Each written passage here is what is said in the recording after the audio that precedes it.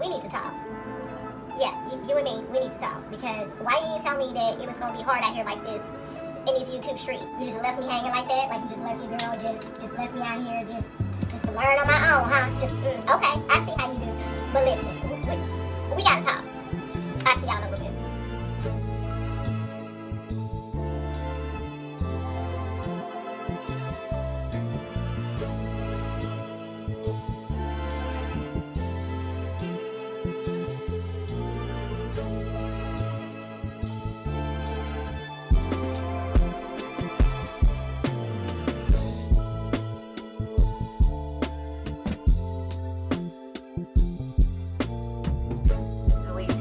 Earthy Girl Experience. I'm back with another video. Make sure you like, comment, subscribe, hit the bell button. Because listen, between doing this, being a mom, running a small business, and working, it's just been a lot to juggle. And I'm sure there's probably many of you out there that's like, girl, welcome to the club. Like, I've been there, done that, still. If you watch my last couple videos, I did a series on surviving Mercury retrograde in Taurus. I was trying to give just an example of a day in a life for someone going through a retrograde, because those of us that are in the astrology world and that understand how the stars move, and we just kind of like understand the energy of things and how things are going to work. You know, you hear so much about retrogrades and what you're supposed to do and what you should be doing. But, you know, it's always nice to see those things in action and actually see how that planetary alignment interferes with someone's life when they're out here trying to navigate under that energy. And so in my last Surviving Mercury Retrograde Part 4, I was about to go into talking about the retrograde and how it's very similar to personal year 7 as it relates to numerology. But what happened in true retrograde fashion, because I was filming Surviving in Mercury Retrograde series during the actual retrograde. And so in true retrograde fashion, because it deals with planet Mercury, which is the planet of communication, because it deals with that and it retrogrades, and so you're going to have hiccups and mishaps and whatnot. What happened was the very final part in that series, I had sat down, I had recorded the last part of that series, so it would have been a part 5. Well, when I was getting ready to go edit the video, I pulled it up and I recorded the whole entire video with no sound. The entire thing. No sound, no nothing. And so for a minute I sat there and I was just like, am I tripping? I know I just did not record this whole video and no sound. No sound. And so then I thought about the fact that I had my mic on at one point when I was recording. And I think I had a robe on. It might be in my part 2 of Surviving Mercury Retrograde. If you go back and watch that one, I believe that was the one where I had the robe on. And I believe that I had my mic attached to the robe. So by the time I got to the very last part of the retrograde, the robe was gone. I had on a different attire, and I believe the microphone was still in the robe. And so I was filming and it was recording my face, but there was no sound because it was still attached to the mic that was on the road. Yeah. So here we are, attempt this a second time. I think maybe that was the reason maybe it happened the way that it did, because this video needed to have its own separate space and not necessarily be attached to the retrograde series. So I'm going to reattempt to film this video again, talking about personal year 7 as it relates to numerology, and give you all some examples of what that may look like in your life. And I have some clips that I'm going to insert into the video, and they're going to be clips from last year when I was going through my personal year 7. And so I saved these clips because I knew that my future self was going to want to use these clips to do this particular video in this way. I'm on here really quickly. I'm here in my bathroom, or what I like to call my dressing room. I like to refer to my bathroom as my dressing room, but I'm just in here really quickly because I was just about to give myself a little bit of self-care, self-love really quickly before I record a video you guys later. So this is kind of like a pre-video type situation or whatever. So, you know, I'm just here in my natural But I'm just gonna give myself a little self-love and wash my face, love on myself a little bit, because that's something that I'm really working on and focusing on a lot of this year in my personal year 7. So yeah, as you can see, the next morning, I never actually got around to filming anything that particular day because my body completely shut down the next morning. My nervous system was glitching. I later found out that this was due to a condition that I was officially diagnosed with during my personal year 7 that I will now have to live with for the rest of my life. And so the personal year 7, because it asks for you to rest, a lot of times your body, or like I mentioned before, symptoms and things that you've had will crank up to the point where your body will be forced to either rest or dig more deep into finding out what is going on with you so that you can get answers. And so it's kind of like answers to all of your, life's most, pending questions. You'll get the answers to. And so in this case, because the 7-year asks you to go within, and it includes going in within with your health, this was the result of that.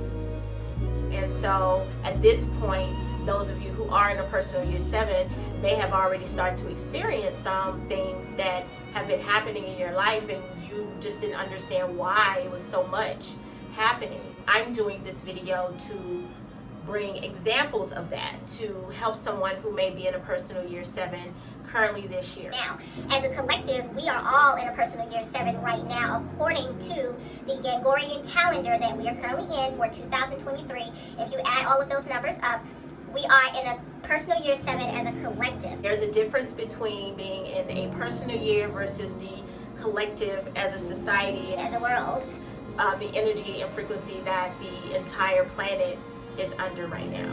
And so some people may experience double 7s because they may be currently in a personal year 7, and then the collective is also in a personal year 7. So there may be things that may happen and take place in your life where you may have a health scare. Hey guys, I'm here in the ER, as you can see. Last year, I had some health issues that I had been dealing with for some time. My body was throwing signals at me that something was not right. So this is just another example of how things were just kind of coming ahead here when it came to my health issues. And so I had actually experienced some facial paralysis during my year 7 as well.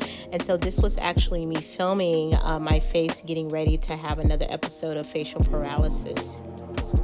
And so I have been dealing with this for a couple years. I had symptoms coming, and as I got to my personal 7 year, those symptoms and things they got worse. And so the personal year 7 is also a good time to deep dive into some health issues. So a lot of times if you've been battling with a health issue for a while and you haven't quite gotten answers for that, or you haven't been doing what you're supposed to do to get the proper treatment, usually the personal year 7 is when your health will usually take its most, significant decline sometimes. And it can catapult you to have to go to the doctor, have to go to the ER, have to have that x-ray done, have to have that screening done. So again, in an effort to provide actual evidence and footage of what a person in their year 7 is going through and what they experience, this was a photo of me wearing a heart monitoring device that I had to have done during my personal year 7. I actually have a video that I'm going to be premiering soon talking about my journey with that and my experience with that heart monitoring session. But yes, this is just an example of, going within, finding out the answers to your health issues and really digging deep into that. So make sure you check that video out if you're interested and curious about my experience with that. I did also have to have an EEG test done to make sure that I wasn't prone to seizures. And so these are just photos of what an exam would look like. This is just a scene of me actually walking into my appointment. I didn't actually film myself getting the procedure done because I wasn't sure about what the rules were for filming while having the screening done. So I just thought, if nothing else, I could get a photo of me just kind of walking into the actual appointment here. And then that may reveal other things and bring other things to life regarding your health that you need to focus on and you need to pay attention to, and you need to give attention to. So that may be something that you may also experience during a personal year 7, whether it be yourself or someone very close to you. But most of the time it is yourself. So it's because it's asking you to go within. The personal year 7 is a time that you're supposed to go within. You're supposed to have more faith. You're supposed to do a lot more meditation, a lot more going within yourself to find the answers to things. And a lot of that requires meditation, prayer, journaling, those type of things. And so this is me meditating on the beach back in October of 2022. More on this and why I was actually here in this moment meditating, but there was actually something else that happened during my year 7 that catapulted me to be here meditating on the beach. And so I just wanted to provide another example of going within during your year 7. Everyone goes through their own personal year, and there are ways that you can go to find out what your actual personal year is. All you have to do, grab a piece of paper and pencil. I'm about to tell you real quick. It's real easy. Bada boom, bada bam. Okay, here we go. If you ready, you need to go pause. If not, then let's go. Okay, so the way you can find out your personal year 7 is you're just going to add your birth month. You're going to add your birth date plus the current year that we're in right now. When you add all of those numbers up, if it comes up to 1 digit, then that is your personal year that you're in right now according to numerology. If it pops up as a double digit, like say the number 14, then you're going to take those two numbers and you're going to add them together and basically break them down to one number. So that is really what a personal year 7 is about. It's about going within, taking the time to stop and look back and reflect too. So it can be almost like a big life review. Those of you who are familiar with people who talk about NDEs, and they talk about how they go through a life review, I always look at the number 7 in numerology as almost like a life review, because now you're pausing for a moment, life is slowing down and stopping, and it's asking for you to go within, and it's asking for you to go back and review and look at your life so far and how far you've come. And if you want to continue in the same path, or do you want to release and let go of some things so that you can proceed forward and have abundance next year, which will be your personal year. And so that is what the year 7 asks you in numerology to do. And sometimes you may be forced into those positions, whether it be from a health issue or losing your job. Now you have to be placed on your ass, and now you have nothing but time to meditate and pray to God and go within and have a relationship with your higher being, higher source, whoever and whatever you call them.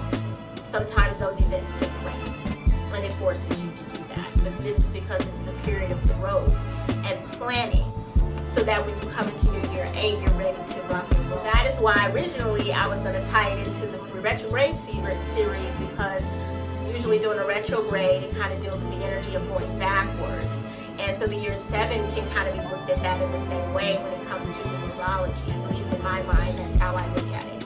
And so some of the things that I had experienced during my personal year 7 was, I definitely had some loved ones that I was very close to in my childhood, actually, that passed away last year. And so that was almost like a going back, going within, going back to the inner child. And that was something that I experienced last year. And I remember it was actually during the eclipse around May 16th of 2022, right after that eclipse. And it really kind of affected me because, you know, that father figure had done a lot for me as a child. And so, and of course, we all have various different mother figures and father figures in our lives. Some of us do. Growing up, if you grew up in a time frame where, you know, people took care of everybody, you know, you had a village, right? So, you know, this was like a father figure. And so that was a loss that I experienced. And then my family had experienced a personal transition. And so that was an event that took place. We had to make that adjustment. All right, so I'll see you guys later. Thanks for being here. Thanks for sticking with me. Hope you enjoyed the video. Definitely leave a comment at the bottom below. Let me know what you think. Again, you know, I'm just here to share my journey. And that's it. And we all have our own individual journeys. Our journeys align with someone else's or not, that is left to be determined. But we're all on our own personal journey, whether we want to own up to it and admit to it and, free our hands and release our will to it. We're all on our own personal journey, whether we want to accept the journey or not. It's already written. You agree to it. So, yeah. So, stick around. Coming up soon. We're going to talk about it. Let me know what you think in the comments below. See you later.